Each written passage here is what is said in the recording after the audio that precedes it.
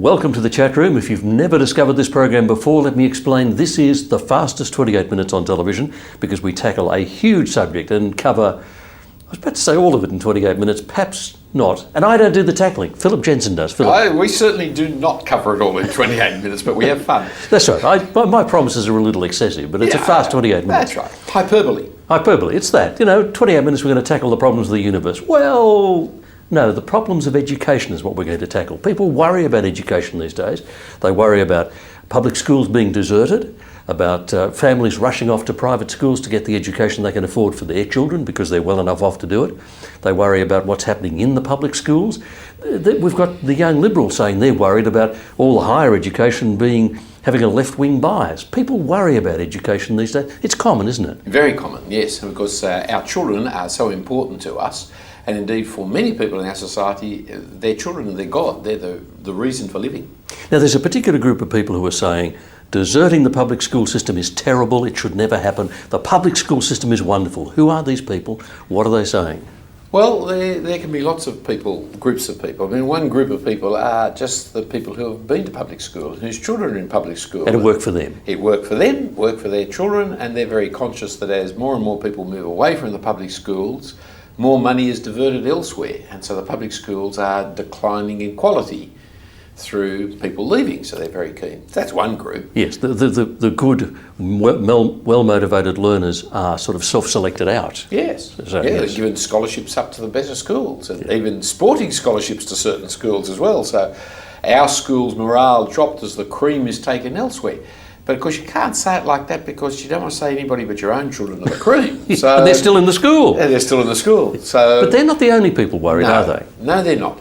There are people who have a secularist agenda in education for whom it's really bad to teach a particular culture, a particular minority culture or a religious viewpoint in the system of education. See, our friend Mr. Dawkins, we've talked about previously, he's very much against having Muslim children, Christian children, Jewish children. He said you should all be just children. And when you grow up, you can choose to be a Buddhist, a Muslim or an atheist. But of course, he thinks atheism is just a neutral stance. So he really is saying everyone should have atheist children, is effectively what he's saying. Now, would be very much opposed to the idea that we should have schools that teach children to be Muslims. And so he would say we've got to have schools which are secularist. Not just secular, not just schools that teach you about the things of life in this age, but secularist.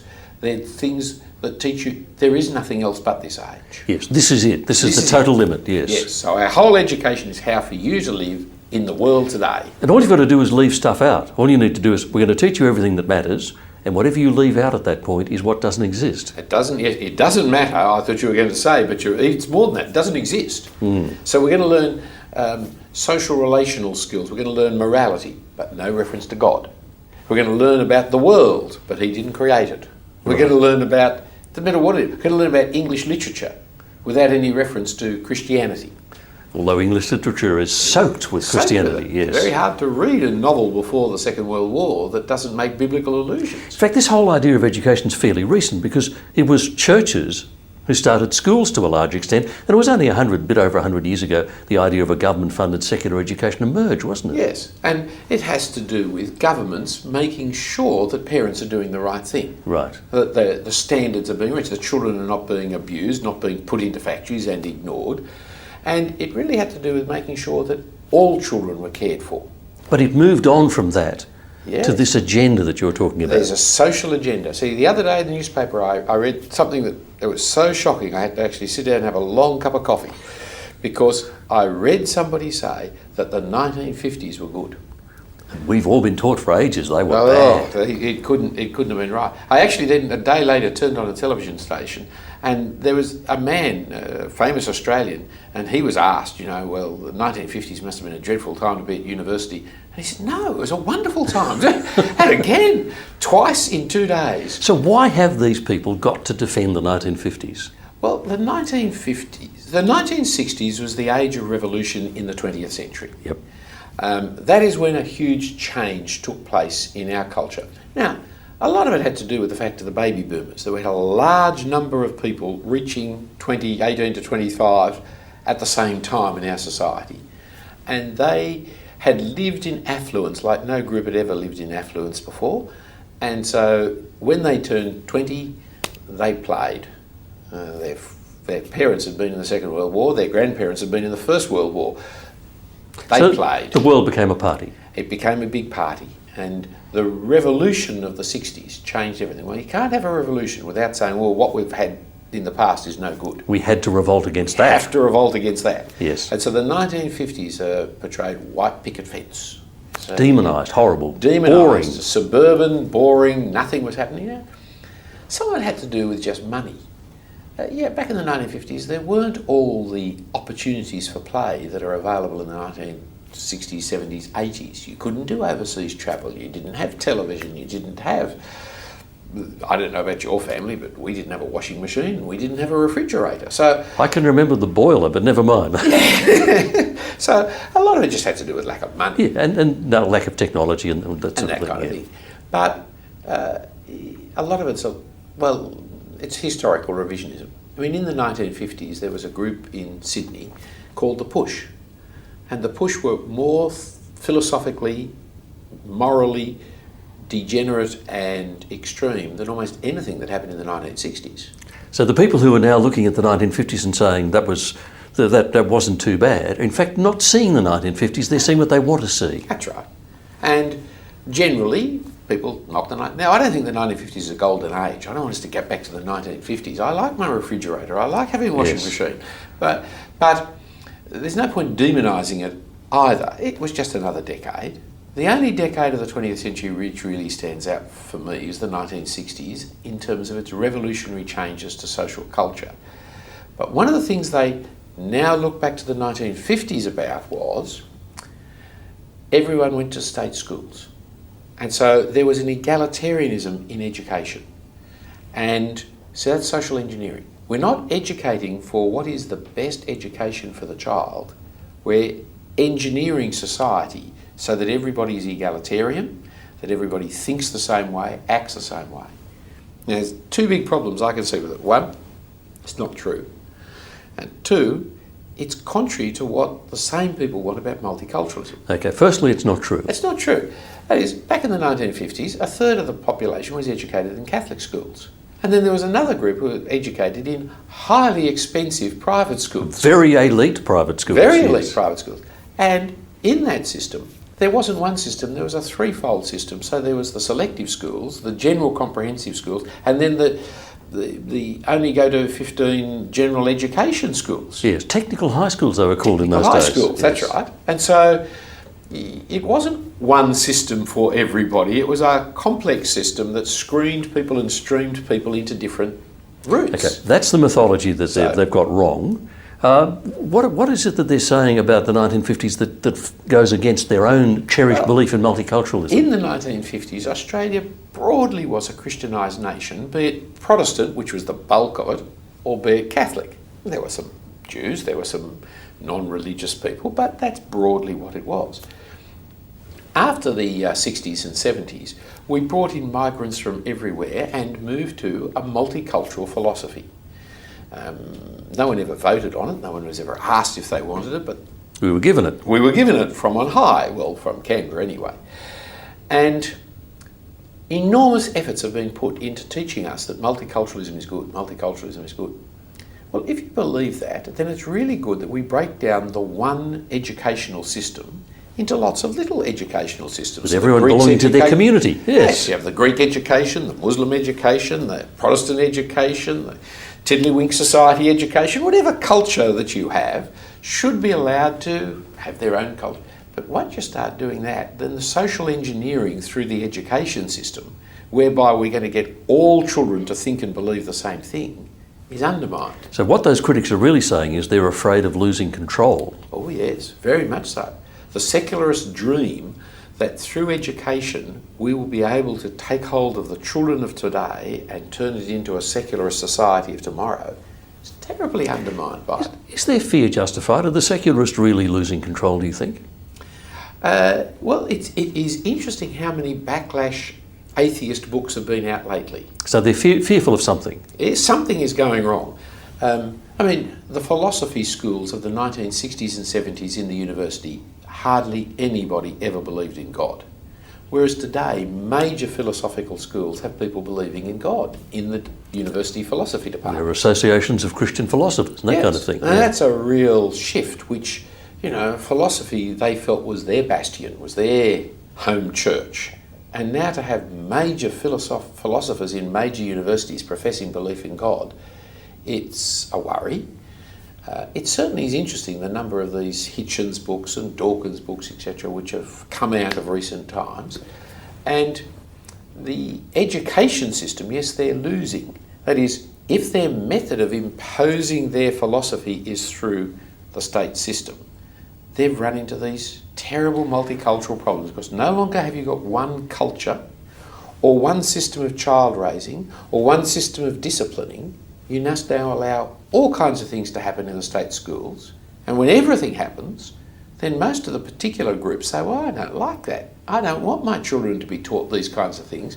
So they withdraw into their own schools, which then lowers the general education process. I mean, in terms of the character of the school gets diminished by children whose parents really are concerned for their welfare being withdrawn. What's left? The children whose parents don't care all that much. Yeah, well, not all of them, but... Yeah. Not all of them, but enough of them for discipline to be now a major problem.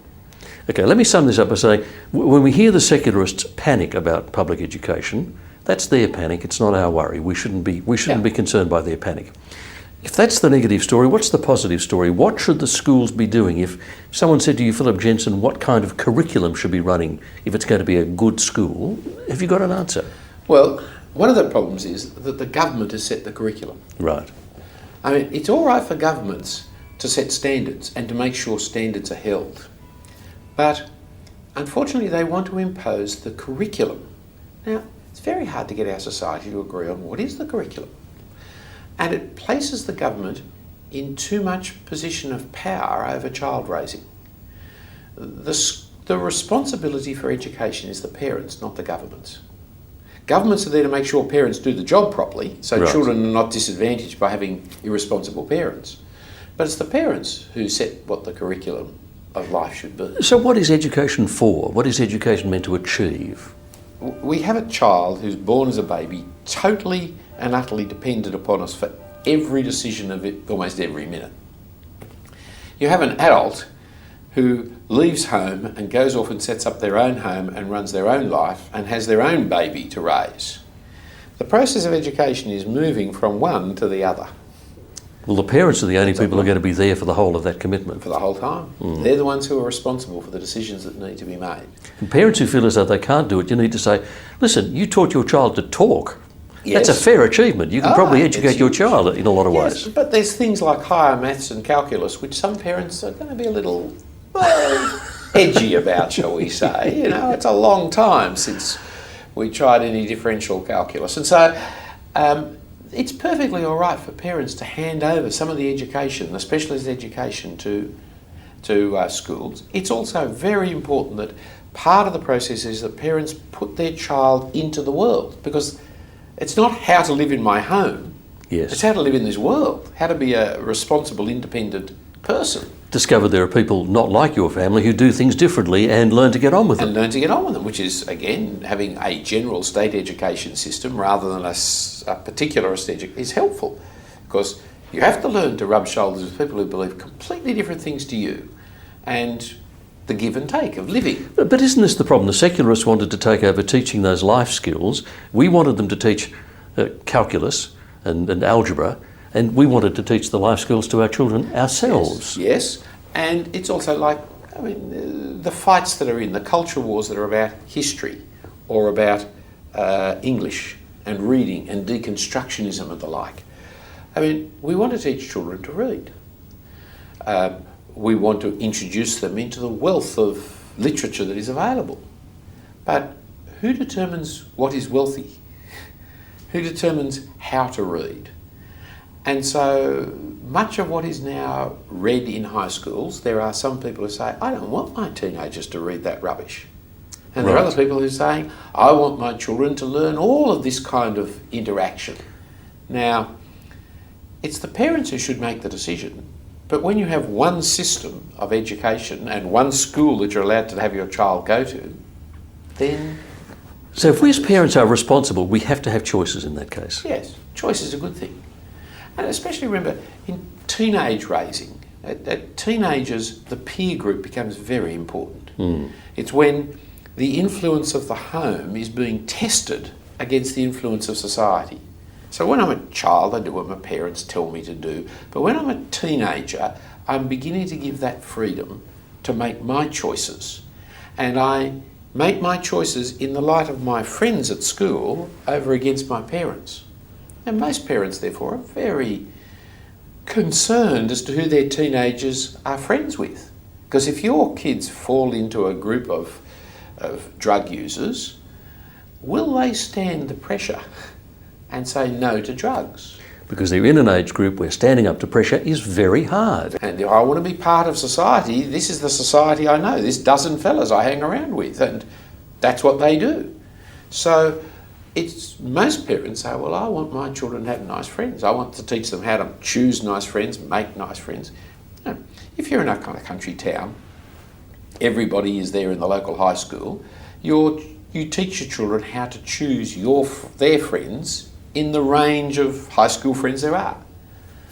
But in some parts of Sydney these days, when you've taken out all the different minority groups out of the local public school and you have left in the people who, for various reasons, don't value any other form of education, they're only there because they have to be there, as well as some other people who believe in public education and are there for that reason, the selection of friends becomes a much greater difficulty.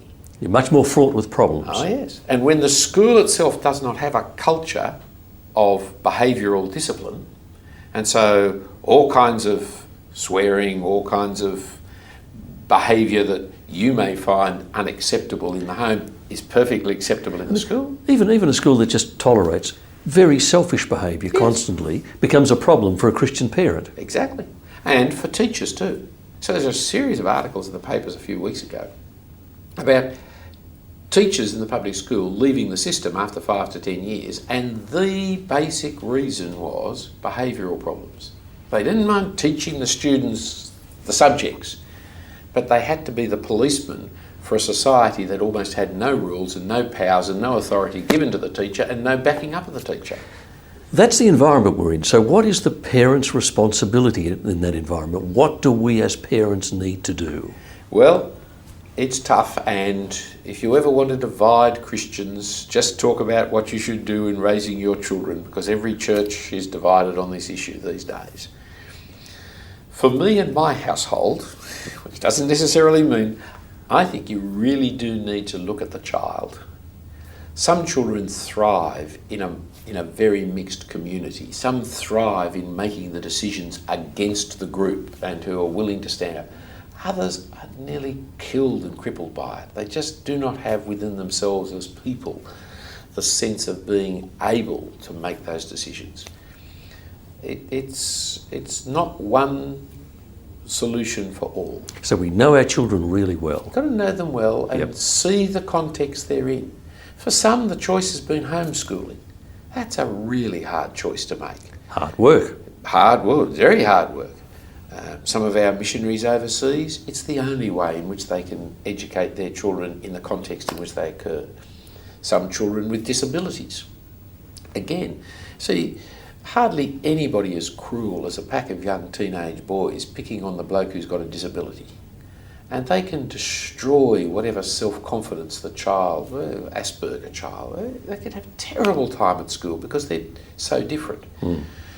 The school is hard-pressed to protect that kind of child. The best school in the world is hard-pressed to protect that kind of child.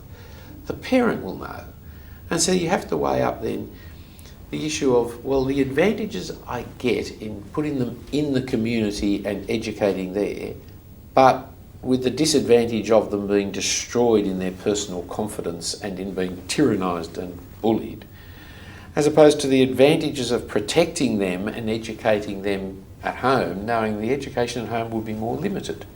So homeschooling's a real option for people, but it has its disadvantages. Likewise, private schooling, likewise Christian schooling, likewise. So don't make state assumptions. schooling. Don't make assumptions, though. Just all the kids will go into this school or whatever. Yeah. Look at each child, know them well, know the school environments well, Yes. and be prepared to say, well, we'll go the hard yards. For this child, enormous work we'll do homeschooling. For this child, it'll be really hard to raise the funds, but they need to go to a private school or that's right. whatever. That's right. And you don't have to, having done it for one, do it for the others. Because treating your children equitably and equally is not treating them the same. Yes, it's treating them with what they need. Is what they need. And I'll treat each one with what this one needs, which may mean this one gets what, from the world's point of view, more than this one. But it's treating them the same. As a Christian parent, what is the Bible telling me I need to raise my children in? What do I need to train them in, teach them in? Yes, you see, the wisdom of God is actually in the end more important than calculus. See, I've been knocking calculus, but I'm all for teaching maths. Maths is a terrific subject. It's a really important discipline of the mind, and it teaches you logical thinking. It teaches you, but a lot of the higher maths that we might want to put our children into is pretty irrelevant to life. You know, basic arithmetic so that I can get around the shopping centre. And I can argue about the bill at the restaurant. I can argue at the bill of the restaurant. It's about as much maths as most people ever Yes. use directly. But the exercise, like a gymnasium, of expanding my mind by learning mathematical reasoning, And seeing the logic of it all. that's something I may well value and use indirectly in life. And then, of course, if I'm going to go on to tertiary education, especially, say, be an engineer, it becomes fundamental, it becomes absolutely essential. Now, what really matters is to learn how to navigate your way through life. That's learning the wisdom of life. And the wisdom of life is cut out of most educational systems because God is cut out of most educational systems because it's the fear of the Lord which is the beginning of wisdom. And so learning right from wrong, knowing that actually this behaviour is wrong. It's not just this behaviour has bad consequences or this behaviour is socially unacceptable or even this behaviour is illegal. This behaviour is wrong. Yes, yes. And I need to be taught the right and the wrong. And I need to learn about how to be punished and how to be forgiven and how to repent. And there's a whole range of things I need to learn. Yes, the bad behaviour deserves punishment, for Yes. example, is an important fundamental principle, Very isn't important. Faithfulness is really important. That if I give my word, I keep my word even to my own hurt. And that's a very important wisdom of life thing to learn. Learning to forgive is really hard for children, yeah. Very hard to forgive for children. And so, now, lots of us in lots of schools teach it. There are a lot of Christian morality still in the system of every school. And there are some church schools who do not teach the wisdom of God because they've just taken on board the secularist assumptions of the educational system, plus the upper middle class assumptions of wealthy people, and they teach children that. I mean, it is astonishing to see private Christian or church schools teaching young women to be radical feminists. I mean, that is a bizarre thing. I've had many young women complain to me that when they've in class said, I want to be a mother, they've been howled down. You've got to be a prime minister. You've got to be a... Now, What's your profession, your real profession? The theory of feminism is it will open up the opportunity for women to do whatever they want to do. But the reality of radical feminism is, yes, you can do anything you want to be except to be a house mother. that is a verboten. Yes. Well, that's all right. But you see, in a state school system, there is no philosophy as to whether it's right or wrong. That's pushed. But in a church school, you can get exactly the same thing. So don't make the assumption that because it has church in the title or whatever, it's going to do the right thing. You still need to know the school. Yes. Yeah. And help them cope with teachers teaching things that are different to what you believe are right. And be responsible for your child that's in that Yes. school. Yes, yes. You can't absolve your responsibility for your education of your children. So we need to be involved in their education from the beginning, in their education in the wisdom of God, which means education in the Bible, from when they're little kids and keep it going. Yes. We can't even hand it over to Sunday school No. teachers. And we need not fear. That is, the parent has greater power than any teacher. It doesn't feel like it sometimes. No, we think we're not listened to. Yeah, it doesn't feel like it, but we do. Even the teenage peer group is not as powerful as the parent. Yes. Because the whole business of the peer group is trying to work out which part of the parent's teaching was right and which part was wrong. Yes. It's over against us. And the peer group will pass, and we are still there. And we've laid the foundations very early in life. There's the occasional flash when you overhear a teenage child who doesn't know they're being overheard say to their peer group, "My father says," Yes. and you suddenly think, "Hang on, I'm an authority. I didn't know that." The other one is when you hear your children disciplining their children. Saying what you said. Exactly what we said. Yes. And that's kind of vengeance. Naughty. We shouldn't have that, should we? But the point is, Christian parenting means being involved, being responsible from the beginning. Yeah. And then making intelligent decisions based on knowing the child, knowing the school, and being there for them. Yes. And the education is not the school's, it's yours. Right.